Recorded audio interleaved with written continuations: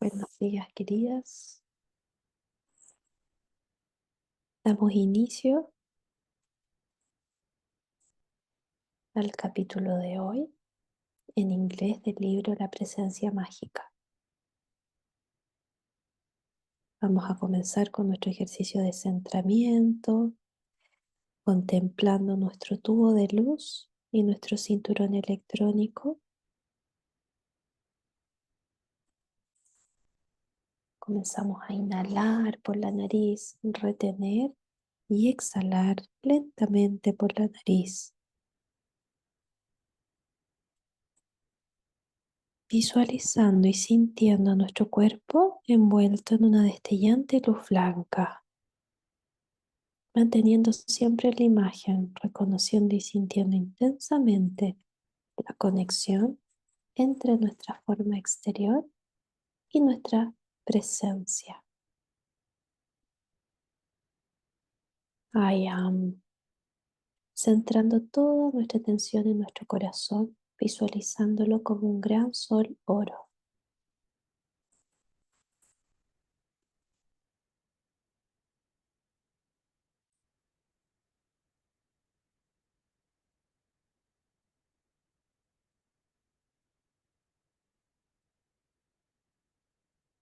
Yo acepto ahora alegremente la plenitud de la presencia divina, el puro Cristo. Sienta la gran claridad de la luz y su intensidad en cada electrón de su cuerpo.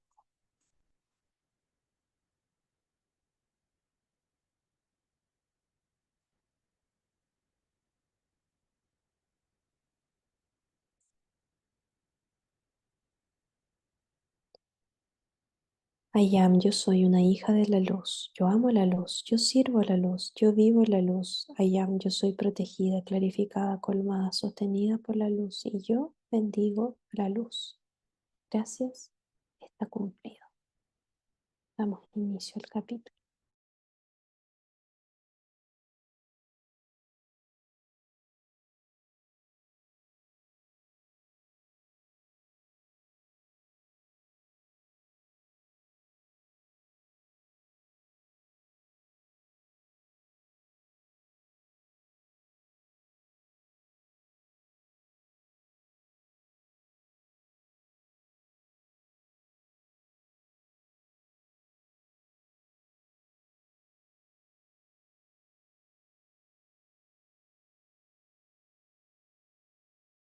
Chapter 2 Revelations. Promptly at 8 o'clock we entered the library and found that Daniel... Chapter 2 Revelations. Promptly at 8 o'clock we entered the library and found that Daniel Rayborn had preceded us. He went straight to the matter in hand. At 2 o'clock today he began, I received information that the men had made a rich strike at the mine in Colorado, and I have sent Gray on ahead. Day after tomorrow I must join him. I would like all of you to come with me. Nada will be comfortable in the bungalow at the camp, and you two can stay with me in the mine. I have something else to tell you that is both grave and strange. At 4 o'clock this morning I was awakened by a presence in my room, and when I became fully aroused, I saw it was our beloved Saint Germain. He talked to me for at least 2 hours, and among other things said that Gray had attempted to take my life last night. He saw the intent, and at the moment Gray tried to fire, Saint Germain directed a flash of electronic force that knocked him senseless for the time being. He has been warned that if he makes another such attempt, his own destructive motive will be permitted to react instantly, and his own body will pay the penalty. Then I told them of my experience the night of my arrival, and how I had witnessed the whole affair. Rayborn was deeply moved, and rising to his feet he extended his hand to me, saying, "You are surely one of us, and I am deeply, deeply grateful. Saint Germain said you had been brought into our home because you were greatly needed, and that from now on you would act in the capacity of elder brother to Nada and Rex. It seems we have known each other in a number of previous embodiments. He also told me that none of us was to be concerned in the least about danger of any kind, for we have lived clean lives and held close to high ideals. This, it seems, from the Ascended Master's standpoint, makes it possible to wield a mighty force for the protection of all. Saint Germain also instructed me regarding other things of importance. He explained to me the activity one experiences after he has made the ascension. Jesus gave the public an example of this, and sought to teach mankind its meaning, pointing everyone to that same attainment. I am, before long, to enter this great freedom.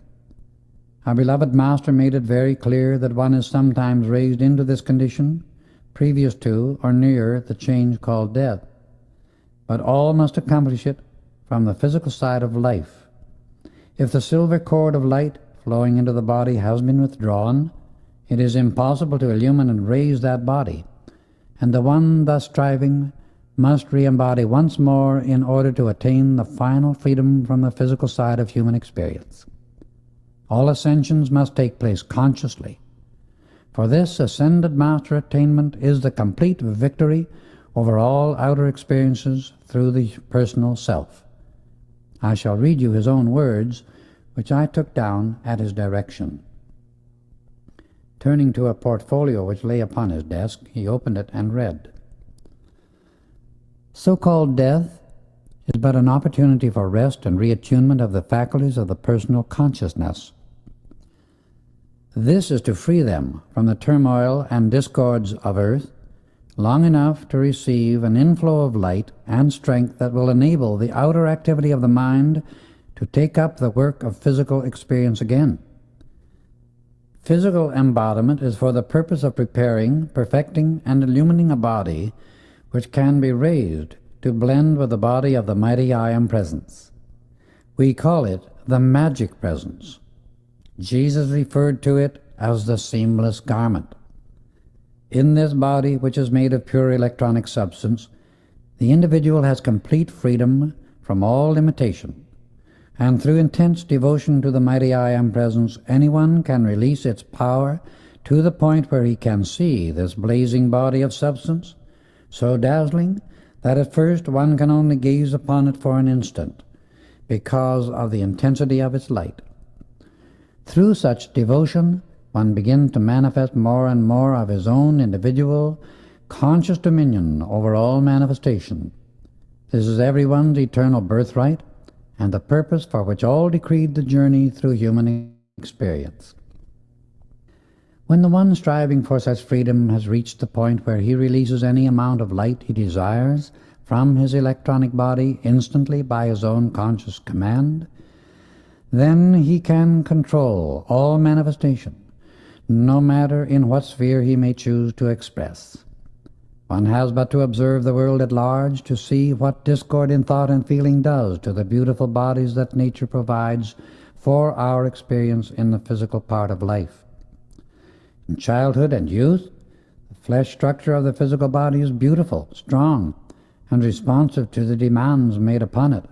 But when discordant thoughts and feelings are allowed to express in the personal self over the years, as one goes through life, the body becomes incapacitated, and the temple falls into ruins, because the outer waking consciousness does not obey the one law of life, love, harmony, and peace. Call it what you will, the eternal truth remains that discord is another name for disintegration, a synonym for death. When mankind learns to live its life by the one eternal law of love, it will find that such obedience will have released it from the wheel of birth and rebirth, and hence the problems of human existence will have disappeared. In their place will come the joy of ever expanding the perfection which forever abides within love. Constant new creation will ever go on, for life is perpetual motion, and neither slumbers nor sleeps, but is ever and forever a self-sustained stream of expanding perfection, in joy, in ecstasy, and in eternally new design. This perfect activity and joy of life are all contained within obedience to the law of love. The last enemy, death, will have disappeared, for it is but a means of release from a garment that no longer has anything of value to give for the use of the perfection of life. When the physical body is so incapacitated that the personality occupying it can no longer make self-conscious effort to express perfection, then nature herself takes a hand in things and dissolves the limitation that the individual may have a new chance to make effort that is of benefit. Grief for the death of a loved one is selfishness, and but retards the greater good the loved one should be enjoying. Grief from a sense of loss is really rebellion against the action of a law that has seen fit to give another greater opportunity for rest and growth, because nothing in the universe goes backward, and all, no matter what the temporary appearance, is moving forward to greater and greater joy and perfection. The God consciousness in us cannot and does not grieve, and the human part should know that as no one can ever get out of this universe, he must be somewhere that is better than the place he left. If there is real, true, divine love, it can never cease to exist, and must sometime somewhere draw us to that which we love. In true divine love, there is no such thing as separation, and that which feels a sense of separation is not love. A sense of separation is merely one of the mistakes of the personal self which it continues to dwell in, because it does not understand the nature of consciousness. Where the consciousness is, there the individual is functioning, for the individual is his consciousness. When one thinks of a loved one who has passed on, he is really with that loved one in his higher mental body, the moment his consciousness is upon the other person. If the Western world could understand this truth, it would lift the chains that cause such useless suffering. Such grief is all due to the fact that the personality, especially in the feelings, accepts the body as being the individual, instead of knowing that the body is only a garment which the individual wears. Over it, every one should have complete and eternal dominion, and should exact perfect obedience at all times. If one really loves another, he wants that other to be happy and harmonious. If through so-called death an individual choose to accept a better chance for future expression, if there be the slightest spark of love, one should have no grief, nor desire to hold that loved one in a state of incapacity, when he might go on to greater ease and freedom. It is the ignorance of this truth that enables such selfishness to keep humanity bound in its self-created chains of limitation. This sort of ignorance binds the life expression of the whole race, and is a stubborn refusal to understand life. It drags thousands of human beings every year into the depths of despair, wholly unnecessary and avoidable, when they could and should be enjoying happiness and living the way the mighty I Am Presence intended them to live. Such an attitude toward life not only prevents the accomplishment of everything worthwhile, but incapacitates the individual and fills him with self-pity, one of the most subtle and insidious ways by which the sinister force breaks down his resistance and makes him negative. The individual must remain positive if he is to attain his victory and express mastery. The sinister force that humanity on this earth has generated uses this method to keep aspiring, marvelous individuals from gaining their freedom and using the full power of divinity which has been theirs from the beginning, the gift of the Father to his children. Of all the faults humanity has generated, self-pity is the most inexcusable, because it is the apex of human selfishness. Through self-pity, The attention of the personal consciousness or outer self is entirely absorbed by the petty, puny, human useless desires of the physical body, and the great, glorious, adorable, all-wise, all-powerful light of the mighty I Am Presence, always abiding above the physical body, is entirely ignored. Yet its energy is being used for this destructive purpose. Humanity cannot have anything better than it is experiencing today until it looks away from the little self long enough to acknowledge and feel the presence of God, the mighty I Am Presence, the source of every individual's life and of all perfect manifestation.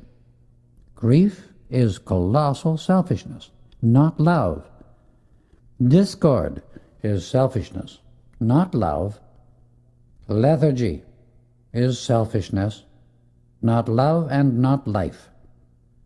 These sink the race into slavery because they break down the resistance of the individual by wasting the energy of life which should be used for the creation of beauty, love, and perfection. This slavery continues because the outer activity of the personal consciousness does not make the necessary determined effort to free itself from the domination of the psychic world. The psychic stratum contains only those creations of humanity generated by the discordant thoughts, feelings, and words of the outer activity or personal consciousness. This means the daily activities of the mind and body with which the personality continues to entangle the creative expression of life. The entire race has become so bound by its own discord that great, glorious, transcendent, ascended masters, out of sheer compassion for the slowness of mankind's growth and the misery of its degradation, offer to cut away the barnacles of the psychic plane and give humanity a new start. People are entertained, fascinated, and self-hypnotized by the various conditions of the psychic world, but I tell you, and I know both the inner and outer activities of life from the Ascended Master's standpoint, that there is nothing good nor permanent within the psychic stratum. It is as dangerous as quicksand and just as undependable. The psychic plane and the outer activity of the mental and emotional world, unless it reports perfection to you, are one and the same thing. It is entirely the creation of the human sense consciousness, and is but the accumulation of human thoughts and forms energized by human feelings. It contains nothing whatsoever of the Christ, the cosmic light. The desire for and fascination of psychic phenomena is a feeling, a very subtle feeling, by which it holds the attention of the personality away from the acknowledgement, the constant adoration, the continual communion, and the permanent acceptance of the individual's mighty I Am Presence. Attention to the activities of the psychic plane depletes the personal self of the energy and the ability required to reach to the God Source and anchor there permanently. I tell you eternal truth when I say that nothing of the Christ comes from the psychic realm, regardless of any seeming evidence to the contrary, because the psychic or outer activity of the mentality is forever changing its qualities, while the Christ, which is the eternal light, is ever expanding perfection, the one changelessly supreme, imperishable quality. It is because of the attention to and the subtle fascination of the psychic plane that mankind is today as a mass of children needing much help, and the wisdom of the Ascended Masters to raise them once more into the understanding of the light, which is the only means of release from the darkness of Earth's present chaos. World saviors have come at regular intervals to give this kind of help throughout the centuries, ever since the end of the second golden age upon this earth. Following that activity, humanity became fascinated by the world of form and the creation of things. The individual's attention was held most of the time in the outer activities, and the conscious recognition of his own individualized God-self was forgotten. Hence the mighty I Am Presence, abiding in his electronic body, was completely ignored. Thus, he has only been able to express part of his life plan. Saint Germain asked that you, my brother, continued Reborn, turning to me, watch your feelings and impressions very closely while you are in and at the mine, for work of a certain nature is to be done there now or never. He wishes to utilize a certain cosmic activity occurring at this time for reasons he did not give me. He said he would come again very soon and speak with us all. He will then endeavor to give further light on the cave of symbols that you visited recently, and to which we shall all go with him on his next visit. Gray will pass on very shortly from natural causes, and I am not to let him suspect that I know anything of his attempt on my life. The tales of the Arabian Nights were hardly stranger than the truths we were receiving, and the wonderful things we were experiencing. It seemed as if we had entered another world, where the activity of the mind became instantly manifest in physical form. Saint Germain had shown such conclusive evidence that he knew every incident and activity of our lives when he desired to do so, and even saw the innermost thoughts and intents of each of us. I felt a tremendous uplift and a happiness unspeakable. At first, Nora and Rex were inclined to be sad when they realized the parting with their father was to come so soon. But I knew positively that they would be sustained by the one great presence of the I Am when the time came. I asked Nora and Rex, as we passed out of the library, if they would sing a song or two for their new brother, and they laughingly agreed. They sang Love's Light Eternal, for which Nora had written the music and Rex the lyrics. The melody and power of it seemed to linger and continue to lift one's consciousness to the great Creator of all things, the mighty I Am Presence. As we stood together, when they had finished singing, I put my arms around both the children, led them over to their father, and we formed a circle about him. Beloved brother, I said, we encircle you with hearts of love, and may the pathway of each be that of supreme happiness through the radiant power of divine love within us all. I told them how words failed utterly to express my joy and gratitude for their love, friendship, and hospitality. My brother, said Daniel Rayborn, it is I who wish to express my gratitude to Saint Germain and you for the privilege of your friendship, that my beloved children may have you as a companion when I am elsewhere serving in my humble way. Let us rejoice in the happiness we can give each other. I think we had better get all the rest we can tonight and tomorrow, as we are driving to the mine in Colorado, and we ought to leave early the following morning. The next morning at breakfast, after a wonderful night's rest, Daniel Rayborn greeted us by saying that he had found a message from Saint Germain on the table as he awakened, asking the four of us to meet in the tower room at 8 o'clock that evening. Needless to say, we were all interested in a moment and joyous for the anticipation of his coming. At 20 minutes to 8, Daniel Rayborn announced it was time to go to the tower room for our meeting. But somehow I felt temporarily restrained from doing it. When we came to the door, he stood still before it a few moments, as though in meditation. Presently, the door slowly opened without anyone touching it, and as we entered, I saw it was richly carpeted and handsomely furnished. In the center of the gorgeous blue carpet there had been woven the secret, sacred symbol of life, upon which our beloved Saint Germain produced a life-giving and consuming flame. The walls were covered with a glistening white material that looked like frosted silk. Chairs were unlike anything I have ever seen. They were made of some kind of white metal, resembling frosted silver, upholstered in silk plush of the same rich blue as the carpet, and so perfectly designed as to give the body ease, poise and balance when seated in them. There was a chair placed at each of the 4 points of the compass, forming a square within the circle of the room. The 2 windows and the door locked from the inside. When all were in readiness, Daniel Rayborn asked each of us to close our eyes and remain perfectly calm and silent until St. Germain appeared and spoke.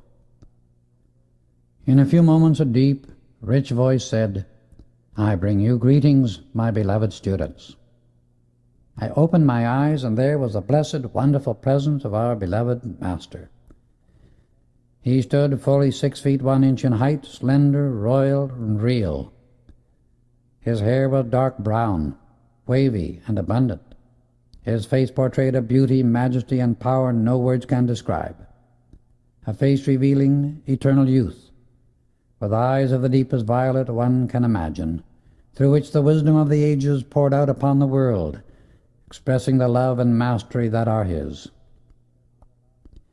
He stepped across the room to where Nada sat, bowed and touched her forehead with the thumb of his right hand, the fingers extending over the top of her head. He did the same thing to Rex, myself, and Daniel Rayborn. It is in this way that an ascended master can give a radiation which does for the individual what nothing else can do.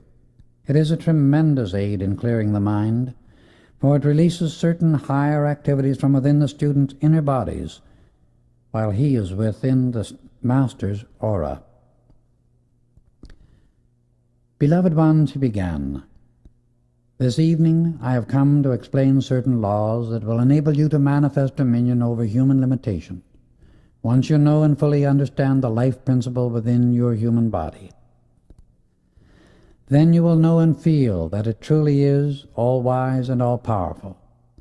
When you really comprehend this, you will see that it is not only natural and possible, but eventually compulsory, that you transcend all outer activity, its laws, and its limitations.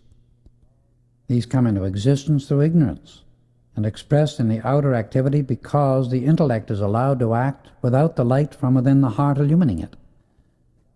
Discord and limitation are imposed upon the outer activity by man and man alone, for an all-wise, all-perfect, all-powerful Supreme Creator does not and cannot create a limitation, a lack, or a discord. The concept that it is possible for all perfection to create imperfection or anything unlike itself is absurd, vicious, and entirely untrue. The Supreme Creator gives to the individual with free will the use of the attributes of the Creator with which to manipulate manifestation at his particular point in the universe. The individual is endowed with the capacity to form conclusions through using the intellect alone, which are the results of fragmentary information. It comes about from using only a part of the creative powers with which the individual is endowed. Conclusions drawn from partial instead of complete information must of necessity bring about unsatisfactory results. The individual must have free will, or he could not be a creator. If he choose to experiment with the spoke instead of the entire wheel, there is not to say him nay in his desire to experience those results.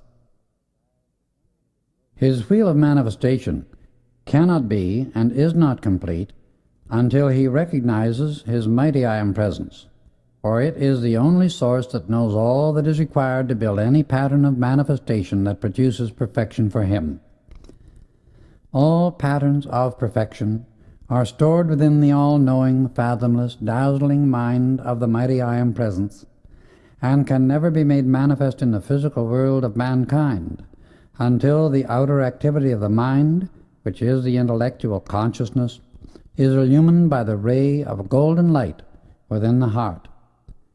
This ray comes always and only from the electronic body of the individual. This is the magic presence, I Am.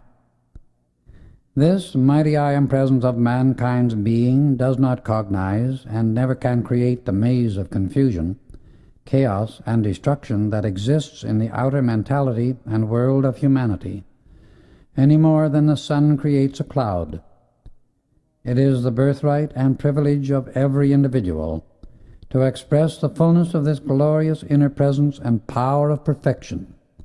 But if the personal self will not call the power of the presence into action through the higher mentality, into the outer activity at all times, then all outer experience merely remains the ever-changing condition or dumping ground of the thoughts and feelings of other human beings surrounding it. The presence of the mighty I Am abides within the electronic body of every individual, resting from 12 to 50 feet or more above the physical body, and is occupied only with creating, expanding, and forever pouring out perfection. It lives in its own realm, doing creative work at cosmic levels. Only in the outer activity of the human personality, which is but a fragmentary part of each one's individuality, can imperfection be generated and experienced. It is through the higher mentality that the discriminative and selective intelligence acts. In this body, the individualized intelligence can look upon the discords of human creation and observe the conditions by which the personality is surrounded and those it is passing through, but it does not accept them into its consciousness nor world. It sees what is required to produce perfection in the physical experience and can reach into the electronic body, the individual's mighty I Am presence, and draw forth that which produces perfection in the outer activity. In transcending all earthly laws, we but claim our God-given authority to live and act in perfect accord with the mighty I Am presence of man and infinity. This presence is eternal, changeless perfection, yet forever expanding itself through the individual. As you see, I come into your presence in a locked room with walls of solid stone.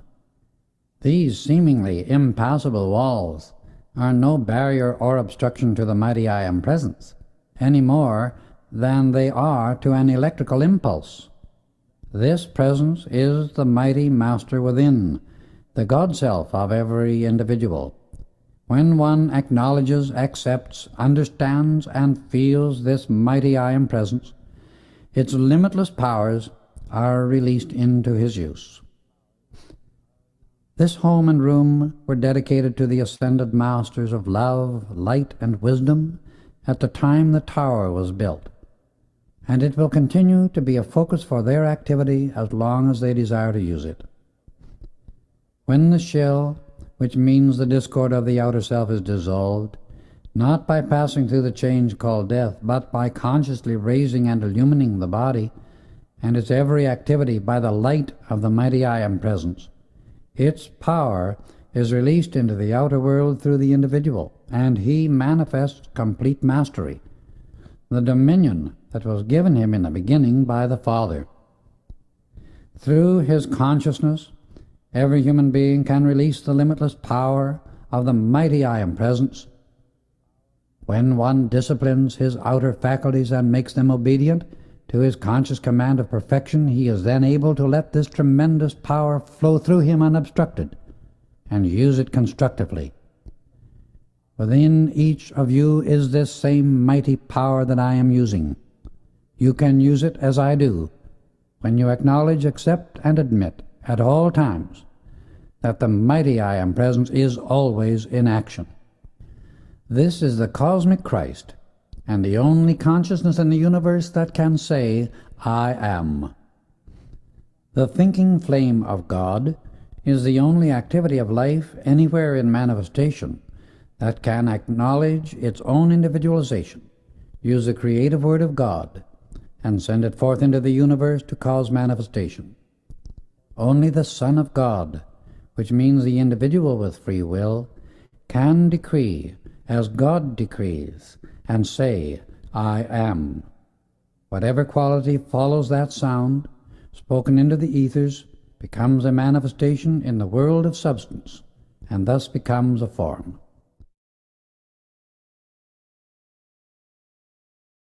When the individual says, I am, he is using the creative attribute of the Godhead and announcing creation at his particular point in the universe. The vibratory action of the word I am, either in thought or spoken word, is the release of the power of creation, and whatever quality follows that decree is instantly imposed upon the electronic substance in the ethers. This being the only substance and energy in existence whose nature is to be qualified in some manner, it must outpicture the pattern within the decree. If the decree is always for perfection, then the experiences in the individual's world express the fullness of the plan of life. But if the individual does not send forth that decree, it is impossible for that perfection to outpicture in his experiences until the decree is released into the ethers in which he lives.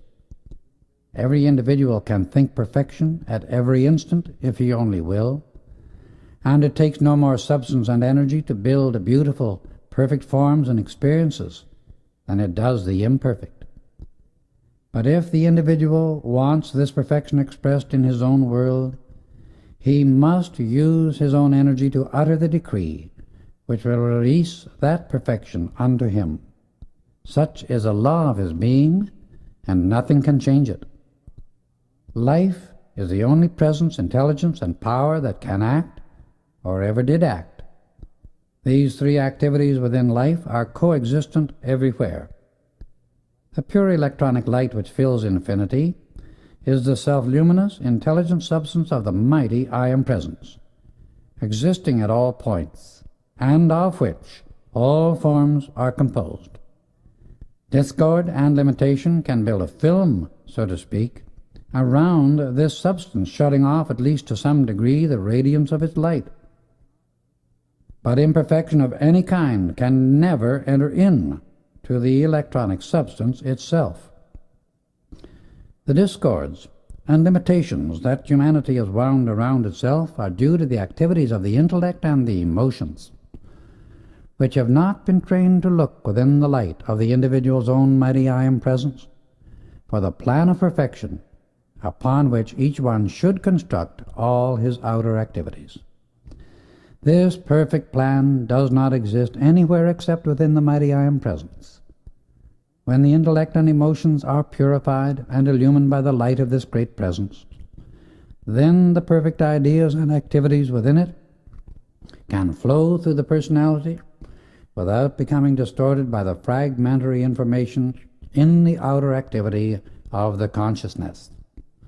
The reports of the human sense consciousness are merely unillumined activities, for when light is directed into them from the mighty I Am Presence, they melt into its glorious perfection at once.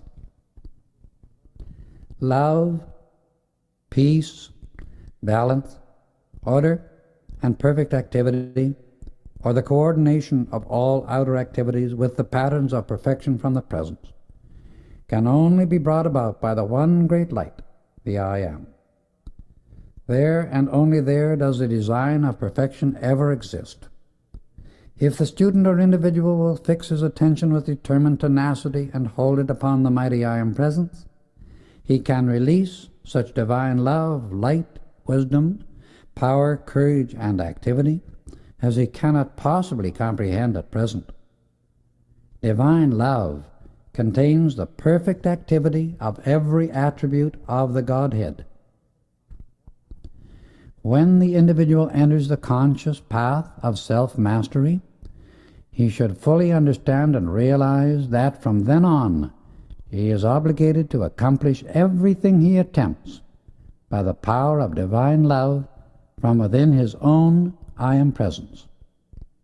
He must know unmistakably and remember at all times that divine love contains within it the complete wisdom and almighty power of the mighty I Am Presence. When an individual generates enough divine love and sends it forth into all outer activities, he may command what he will through the mighty I Am Presence, and his request is always fulfilled. He may go among the wild beasts of the jungle, and no harm can come to him. Divine love, when consciously generated within the individual, is an invisible, invincible, and invulnerable armor of protection against all disturbing activity. There is only one thing that can bring about perfection anywhere in the universe, and that is enough divine love. Therefore, love your own mighty I Am Presence intensely, and nothing else can enter your being or world. You four beloved ones have come to the point where the I Am Presence commands the assistance of the Ascended Masters. Therefore, it will be my great pleasure to be of any help to you that may be required. Before I proceed further, I wish to convey the great love and blessing from your beloved mother and companion. Soon you will have the joy of seeing and greeting her face to face, and never again will you be disturbed by the thought or change called death. It gives me great joy to feel and see such wonderful harmony within your mental and emotional bodies. My brother, he said, turning to me, I welcome and bless you for so noble a nature, a sincere heart, and such great love. You will soon become aware that you have much to do besides your writing. Turning to Nada and Rex, he addressed them. My beloved Nada and Rex, I feel like both father and mother to you, although I cannot take the place of your earthly father, who is so noble, so fine, and whose earthly pilgrimage is nearing its close. He may be with you many months yet. Please forget entirely that which you regard as separation, and enter fully in the activities before you. I am more than pleased, he continued, turning to me, to see in your heart a great willingness to serve wherever that service is most needed. That attribute will bring you very great light, including all, he continued, after your trip to the mine, I will impart to each of you certain private instructions that will greatly assist and hasten the awakening of certain faculties whose use you will soon need, and through which I will be able to reach you much more easily. This will bring to you a clearness that bars all doubt. The superintendent at your mine, he said, speaking to Rayborn, will retain his physical body only until he can say a few parting words to you. North of the tunnel where the last strike was made, which has been considered very good, there is a deposit immensely richer that has been passed. I will indicate the place when you reach the exact spot in the tunnel. You are to mark it, he directed, glancing toward me. There are those in touch with Gray, which makes it unwise to open this up until he is out of their reach. It will be much greater wisdom in the future to forbid any report going out of strikes made in the mine. This body of ore, which shall be indicated to you, contains over $20 million in gold, clear and above all operating expenses. Little do those of humanity who are in great need realize how easily and quickly they could and would be given their financial freedom if they would but turn their attention to the mighty I Am Presence and hold it there with determined tenacity. Great would be their reward for such effort. I will be present while you are in the mine, but not visible to your outer sight. This is the re-establishing of our former wonderful association, and you will realize how beautiful it is when you become consciously aware of the tremendous power of the mighty I Am Presence that is within and above each of you. This almighty power you will draw forth and use without limit. He gave each a hearty hand clasp and asked us to take the same position as before he came, saying we were all to meet again soon. When we opened our eyes a few moments later, he had disappeared as quickly as he had come. Nada and Rex said the experience was the most glorious of their lives, and the happiest 2 hours they had ever spent thus far. Only a small part of such transcendent work can be conveyed in words. To those who have not experienced these things, but all humanity may have the same opportunity when the individual is earnest, sincere, humble, and unselfish enough in his desire for the light, and really loves his own mighty I Am presence. It was so remarkable and uplifting to see the room brilliantly lighted by the radiant presence of Saint Germain. And it was conclusive proof that his presence was its own light. Each of us experienced such peace and love as we never dreamed were in existence. We could not refrain from embracing each other, and there were tears of joy in our eyes out of deep gratitude for such a divine privilege. We said good night and went to our rooms, as we were to leave early the following morning for the mine. We left very early, driving nearly 500 miles over a highway that was in splendid condition. The day was calm, bright, and lovely, the scenic beauty gorgeous. We took turns at the wheel, so no one was in the least tired, and at exactly 7 o'clock in the evening we drove into camp. We noticed a great deal of activity and excitement. As soon as the men saw us, one of them came running to the car, saying excitedly, "Gray has been badly hurt in the mine. It happened while we were changing shifts." Daniel Rayborn hurried away, while Rex and I took Nodder to the bungalow. The men took care of the luggage, and we hurried to the superintendent's quarters, to which Gray had been carried. As we arrived, the room was being cleared of the men, as Gray wished to speak to Rayborn alone. We stepped in, greeted him, gave what encouragement we could, and then left the two alone. 30 minutes later, Rayborn came out. He was deeply moved, because, as he afterward told us, the man had made a full confession, asked forgiveness, and passed on immediately. Saint Germain, referring to it later, said, "The soul withdrew from its temple of flesh when it realized that the human self could not withstand the temptation." In shooting the holes drilled by the day shift, Rayborn explained, a large piece of rock became loosened. And as Gray was inspecting and sampling the day's work, the rock fell, striking him on the head. He dropped unconscious, and another piece fell upon his chest, crushing him so badly that there was no hope of recovery. He remained conscious until I reached his side and made a full confession concerning his attempt upon my life, knowing he could not live. I gladly and freely forgave all, that he might pass on in freedom. His soul can thus have its greatest opportunity for growth.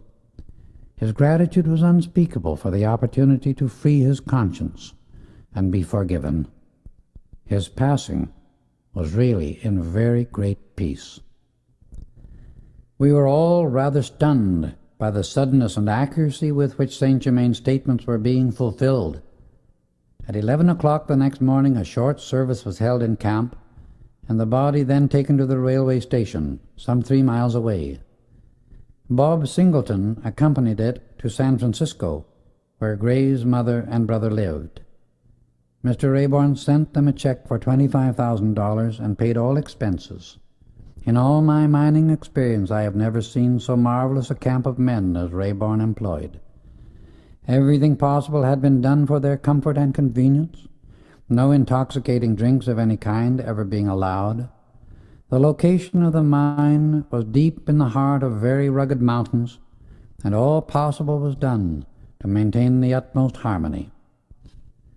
Nodder and Rex used every opportunity to make me acquainted with the camp, and everywhere it was plainly evident that Rayborn was much loved by his men. The entire atmosphere was one of harmonious cooperation, and there was a total absence of all coarse or undesirable elements.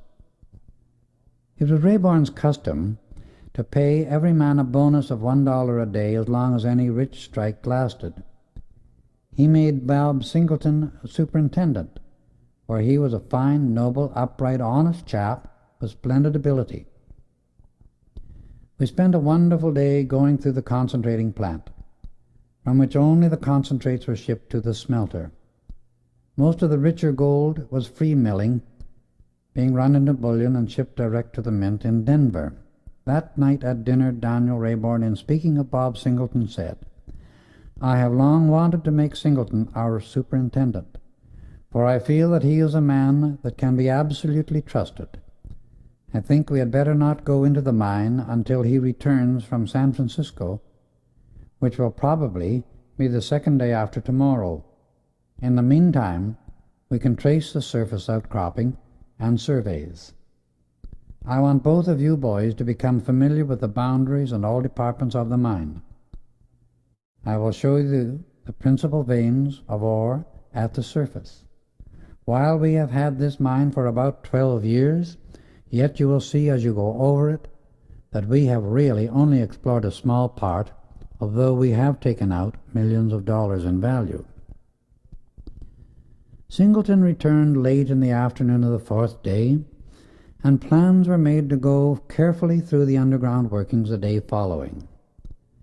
During that evening, I felt as if I were being tremendously charged with a dynamic electrical current. Nada had brought her Arabic musical instrument, and she and Rex entertained us royally after dinner. At 9 o'clock the next morning we went to the shaft house and met Singleton, who was waiting there ready to take us into the mine. We entered the cage and descended to the 400-foot level. Here we went through various tunnels and crosscuts. As we were going through one tunnel that led to the southwest, I suddenly felt an electrical current pass through me. I stopped and, turning to Singleton, said, "What does this formation contain toward the north at this point?" "There's only country rock," he replied, "between these two veins. They are about 400 feet apart at the surface, with apparently very little dip." We started to pass on, but without the others seeing me, I marked the place with blue chalk. We then went to the 600-foot level and continued to go through the various workings. We came to a tunnel leading to the southwest, and almost under the spot where I had felt the current 200 feet above, I felt it again, but more powerful than before. I looked to my right and saw an intense blue light with a center of molten gold. This stood out clear and bright upon the wall of the tunnel. I marked the spot quickly, and at the same moment my inner sight was greatly quickened.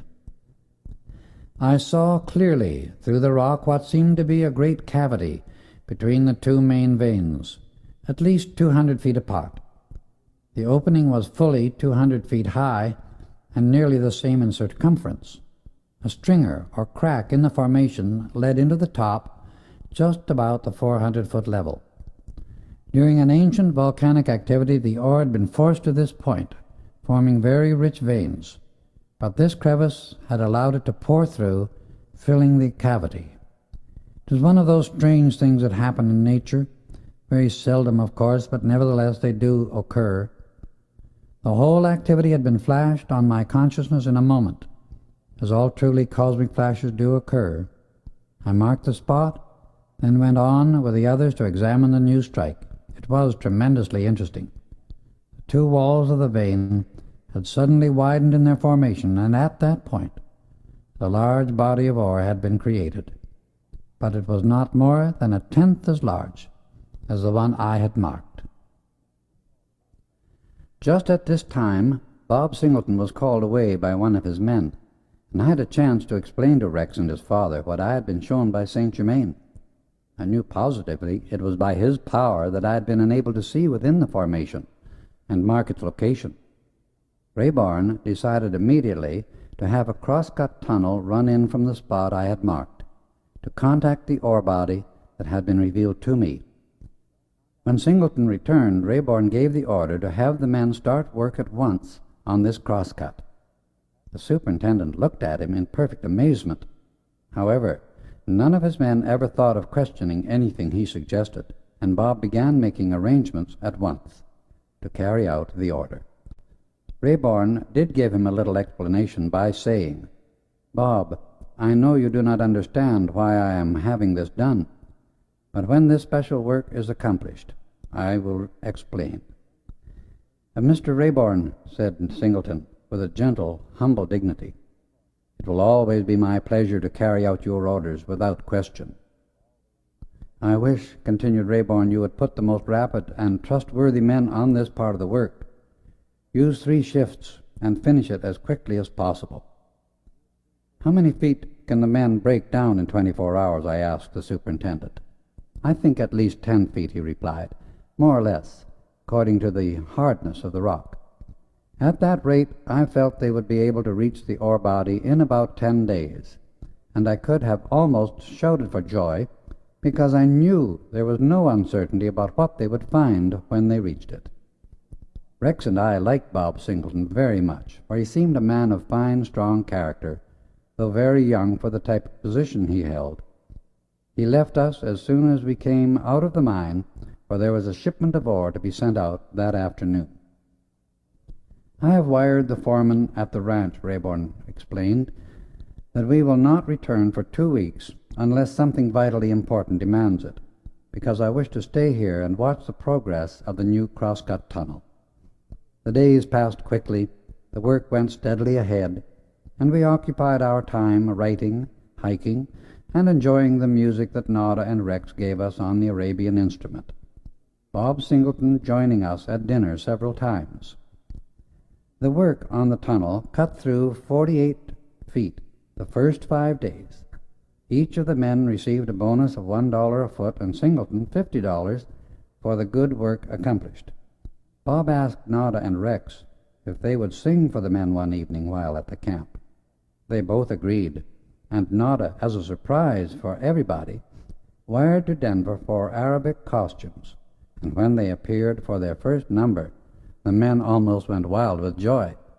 The program closed, and one of the men arose and asked if they might all shake hands with the children in gratitude for the evening's wonderful entertainment. The children agreed, and said afterwards that they had never felt such inspiration or such power in their voices.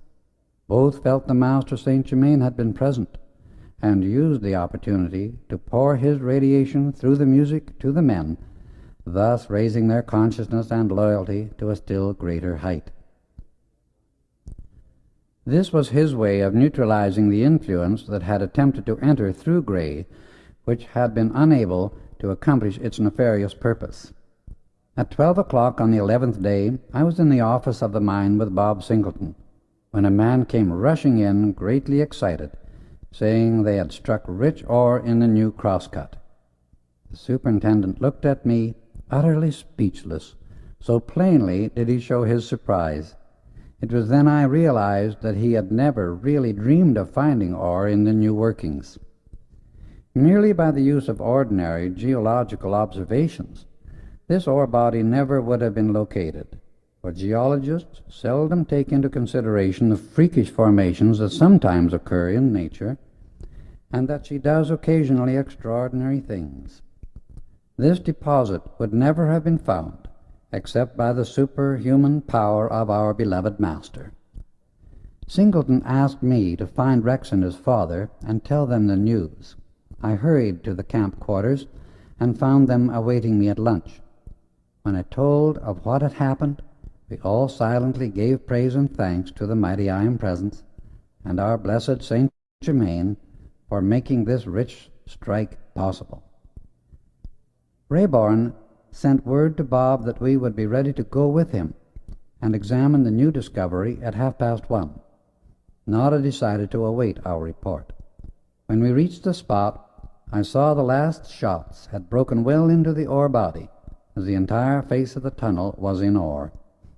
Bob instructed Daniel Rayborn sample this strike and push the work as fast as possible that we may determine its extent.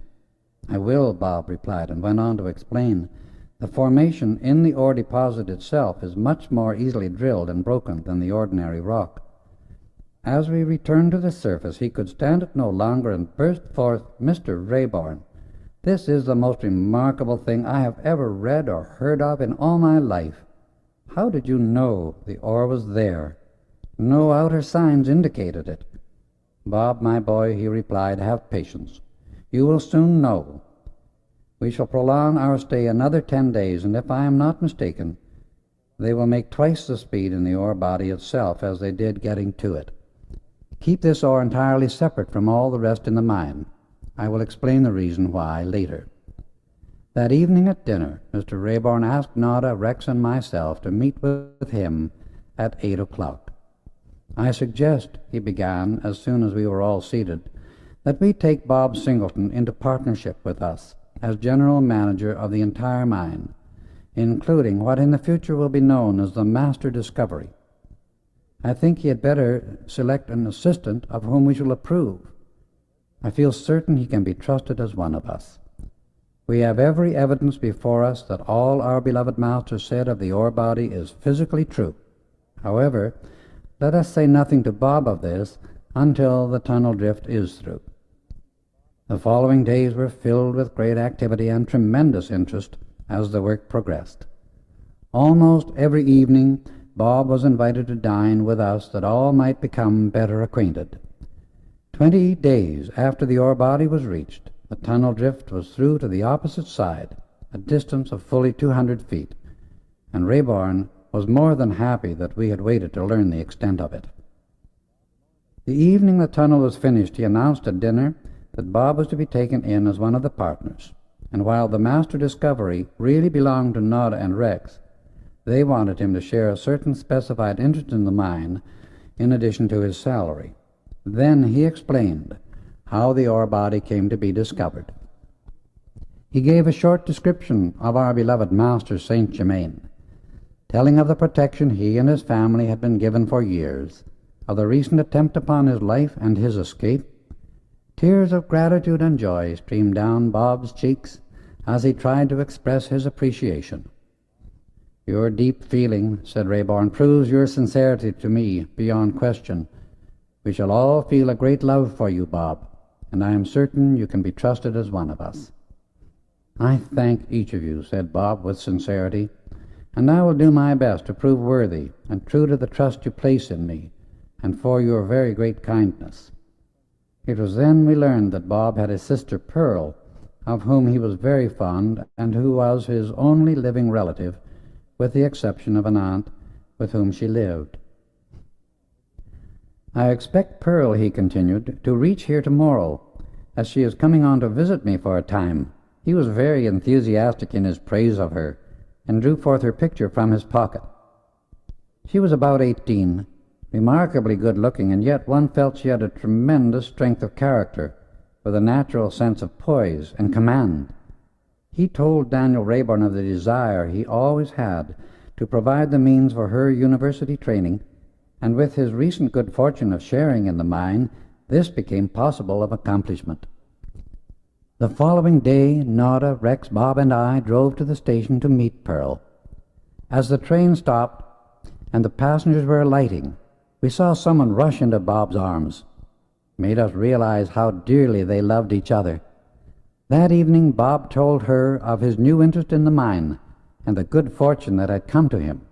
Later, when she met Daniel Rayborn, she threw her arms about him and kissed him in deep gratitude for his kindness to Bob. She tried to thank him, but he said, "My child, it gives me still greater happiness to know you are to share the joy with your brother, whom we all have learned to love." That evening we spent listening to Nada and Rex sing, and I think Pearl was without question the happiest, most grateful person I have ever seen. The next day came a message from the ranch saying Daniel Rayborn was needed there, so we made preparations to leave the second morning following.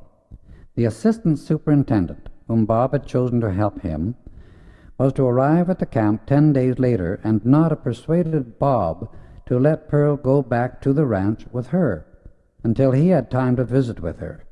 Rayborn planned to stay at the ranch only 2 or 3 weeks and then return to the mine again. At 6 o'clock on the day of our departure, all the men were off duty came to see us off, and as Bob said goodbye, he held Pearl in his strong, fond embrace and expressed his gratitude that she had found so wonderful a friend in Nada.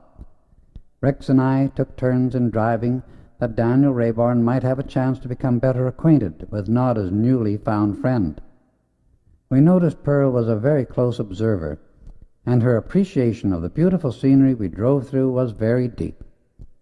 Time passes rapidly when all is joy and harmony, and this is one of the great laws of life. If humanity would but comprehend the imperative need for its operation in their lives, and understand the vital factor it becomes in their conscious youth, we would be living in a most marvelous world more quickly than we can possibly realize now. We made a long detour while returning, but arrived home at 8 o'clock ready for the splendid dinner that awaited us. We all seemed a little tired by the long drive, except Pearl. The newness of the scenes kept her interest so aroused, she seemed not to feel anything but the great happiness of the experience. We retired early, deeply grateful to the mighty I Am Presence for the wonderful blessings it had bestowed upon us. Chapter 3. Subterranean.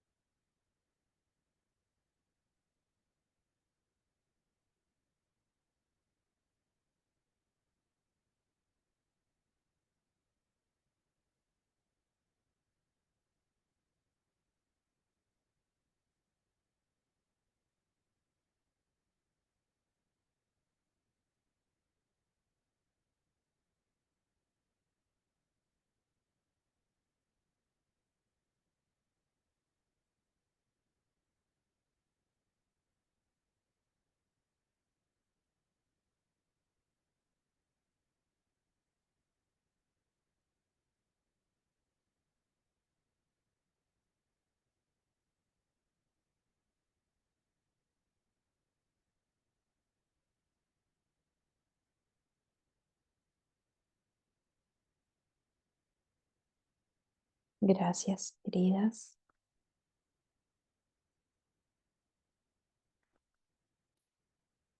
Contemplemos nuestro tubo de luz y nuestro cinturón electrónico.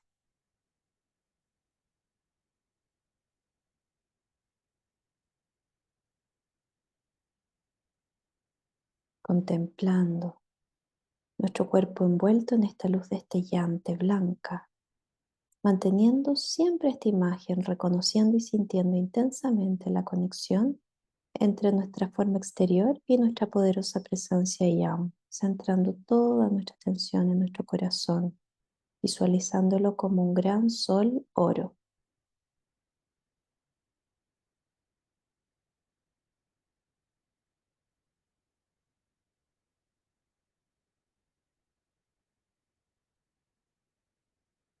Yo acepto ahora alegremente la plenitud de la presencia divina, el puro Cristo.